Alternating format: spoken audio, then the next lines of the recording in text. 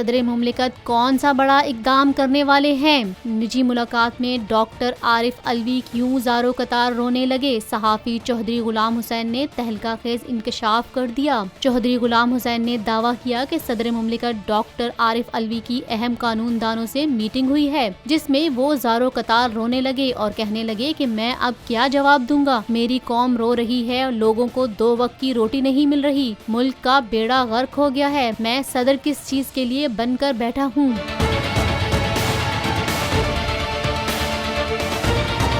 Senior सहाफ़ी ने कहा, सदर मुमलिकत का कहना था कि अगर हम इस सूरत हाल पर काबू नहीं पा सके तो मेरे पास सिर्फ 2 रास्ते हैं। एक रास्ता ये है कि सुप्रीम कोर्ट को रेफरेंस भेजा जाए कि वो सारे पाकिस्तान में एक साथ इलेक्शन कराने की हिदायत कर दे। दूसरा ऑप्शन ये है कि मैं लियाकत बाग से फैसल मस्जिद तक अपनी क़यादत में रैली निकालूं। मीटिंग में मौजूदा कानूनदानों ने कहा कि आप कैसे सदर पाकिस्तान होते हुए रैली की क़यादत कर सकते हैं, जिस पर डॉक्टर आरिफ अलवी ने कहा, सदर को गोली मार दो, मैं हालात को संभालने के लिए और क्या करूं? वजीर आते हैं तो मैं उनको समझाता हूं कि मुल्क तबाह हो रहा है, कुछ करो, तो वो झूठे वादे करके चले जाते हैं और कोई कुछ नहीं करता।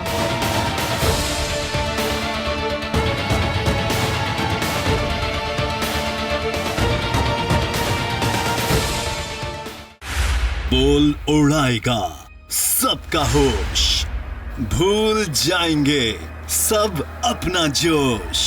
देखिए पाकिस्तान की सबसे बड़ी PSL ट्रांसमिशन सकलैन मुश्ताक, रमीज राजा, सुहेब अलवी, जमील फारूकी और फहीम खान के साथ खेल का जुनून रोजाना रात 11 बजे सिर्फ बोल न्यूज पर।